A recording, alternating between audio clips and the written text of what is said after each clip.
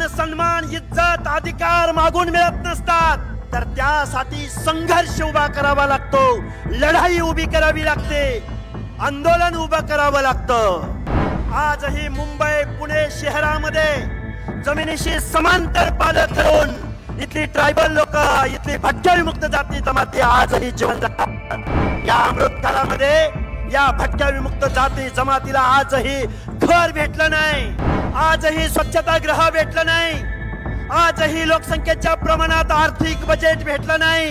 अरे भीक मागितली तर भीक मिळते।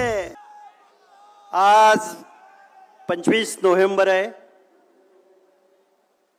देशाला स्वातंत्र्य 1947 ला मिळालं।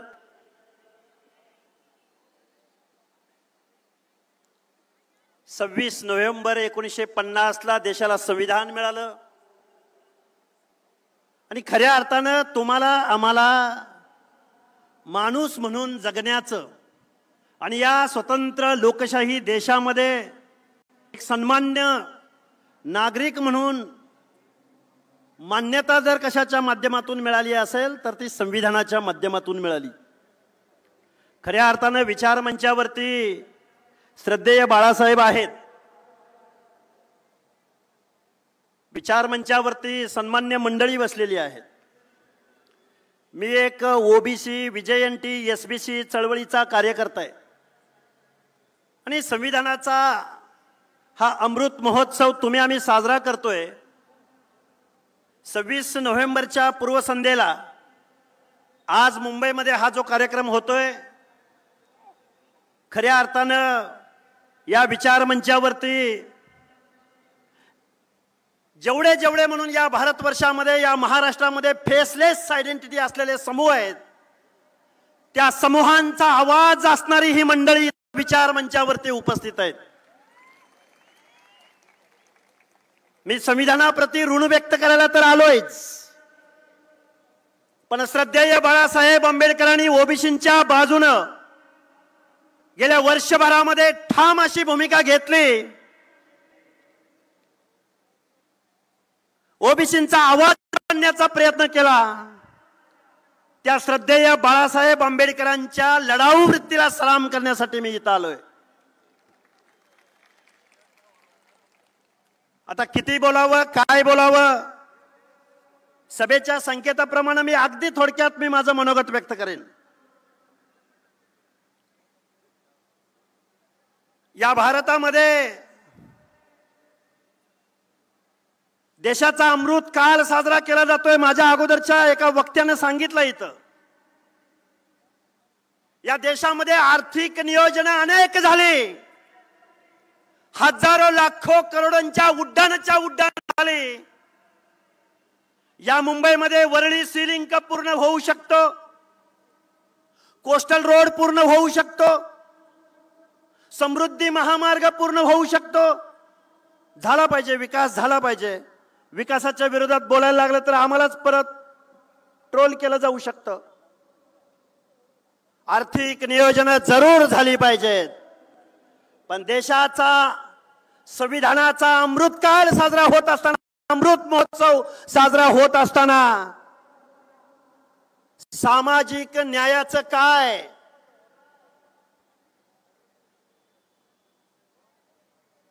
हजारो लाखो करोडो रुपयांची उड्डाणं होत असताना आजही आम्हाला सोशल जस्टिस मिळालेलं नाही। आज वंचित बहुजन आघाडीच्या माध्यमातून हा कार्यक्रम होतोय। खऱ्या अर्थानं हा महाराष्ट्र, भारत देश वतनदारांच्या, जागीरदारांच्या, कारखानदारांच्या ताब्यामध्ये गेलेला आहे आणि तुम्ही आम्ही माणसांनी या सर्व गोष्टींचा विचार करण्याची आज रोजी आवश्यकता आहे। डॉक्टर बाबासाहेब आंबेडकरांनी 25 नोव्हेंबरला संविधान सभेसमोर सांगितलं होतं की या संविधानामध्ये, या लोकशाहीमध्ये अनेक वेपन्स तुम्हाला दिलेली आहेत।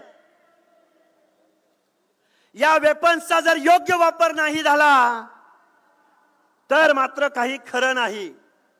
मी अपीलिंग भाषेमध्ये मी तुमच्या समोर बोलतोय, म्हणून माझी तुम्हाला हात जोडून कळकळीची विनंती आहे।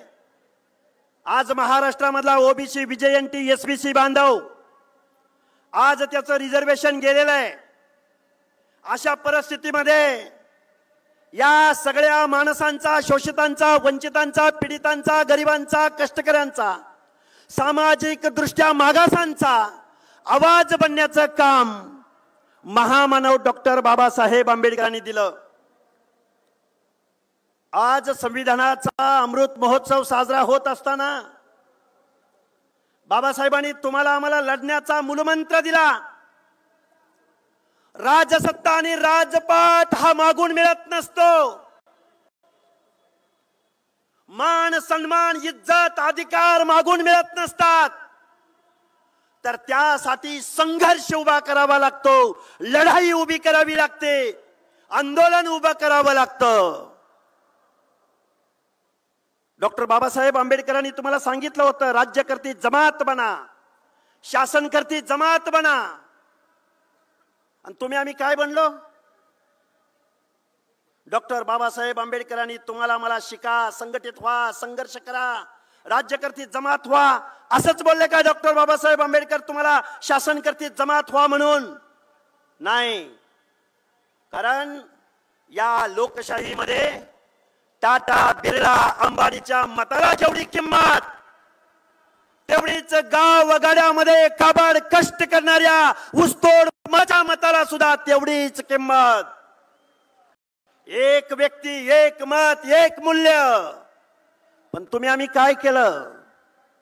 गाव वगाड्यातल्या शोषिताचा, वंचिताचा, पीडिताचा, गोरगरिबाचा आजही या लोकांना सामाजिक न्याय नाही भेटला। आता माझ्या शेजारी चव्हाण साहेब बसलेले आहेत, आपल्या वंचितचे पदाधिकारी। आजही या महाराष्ट्रामध्ये अनेक प्रश्न आहेत। एकच प्रश्न शेवटचा मांडेन, भटक्या विमुक्त जाती जमातीमधली विजयंती अ ब प्रवर्गामधली माणसं, आजही देशाचा अमृत महोत्सव साजरा झाला, संविधानाचा अमृत महोत्सव साजरा होईल, पण गाव वगळ्यातला भटक्या विमुक्त जाती जमाती मधल्या लोकांचं आजही पाल गेलं नाही, पाल। आजही मुंबई, पुणे शहरामध्ये जमिनीशी समांतर पाल करून इथली ट्रायबल लोक, इथली भटक्या विमुक्त जाती जमाती आजही जीवन जगतात। या अमृत काळामध्ये या भटक्या विमुक्त जाती जमातीला आजही घर भेटलं नाही, आजही स्वच्छतागृह भेटलं नाही, आजही लोकसंख्येच्या प्रमाणात आर्थिक बजेट भेटलं नाही। एका बाजूला संविधानाचं गाणं निश्चित गावं लागल, एका बाजूला संविधानाचा अमृतकाल निश्चित साजरा करावा लागेल, पण दुसऱ्या बाजूला मात्र तुम्हाला आम्हाला शासनकर्ती जमात बनावं लागेल, तर आणि तरच तुमच्या आमच्यामध्ये परिवर्तन घडू शकतं। महाराष्ट्रामधल्या ओबीसी बांधवांना नवनाथ आबा तुम्ही आम्ही समजावून सांगतोय, गेली वर्ष 2 वर्ष आम्ही आंदोलन उभं करतोय, निवडणुका आल्या, आधे इधर जाओ आधे उधर जाओ। माझी तुम्हाला हात जोडून कळकळीची विनंती आहे, संविधानाचा हा अमृतकाल साजरा होत असताना तुम्ही आम्ही सगळ्या लोकांनी, संविधानवादी लोकांनी, मानवतावादी लोकांनी, बंधुतावादी लोकांनी, काबाड कष्ट करणाऱ्या लोकांनी, सामाजिक न्यायाच्या प्रतीक्षेमध्ये उभ्या असलेल्या लोकांनी राज्यकर्ते जमात बनायला शिकलं पाहिजे, तर आणि तरच तुमचं आमचं परिवर्तन शक्य आहे। अदरवाईज दुसऱ्याच्या हातून जर तुम्ही काही मागायला गेला, अरे भीक मागितली तर भीक मिळते, हक्क आणि अधिकाराची लढाई उभी केली तर हक्क आणि अधिकार मिळतात। हा मूलमंत्र लक्षात ठेवा। सभेचा संकेत पाळून खूप काही बोलता येण्यासारखं आहे, खूप काही बोलू शकतो, पण बांधवांनो निश्चित परत आपण बोलू। सभेच्या संकेताला अनुसरून मी माझं मनोगत थांबवतो। धन्यवाद। जय हिंद, जय भीम, जय ज्योती, जय मल्हार, जय भारत। आणि जाता जाता एक घोषणा देतो, जय जय जय जय जय भीम, जय भीम, जय जय जय जय जय भीम, जय भीम। धन्यवाद।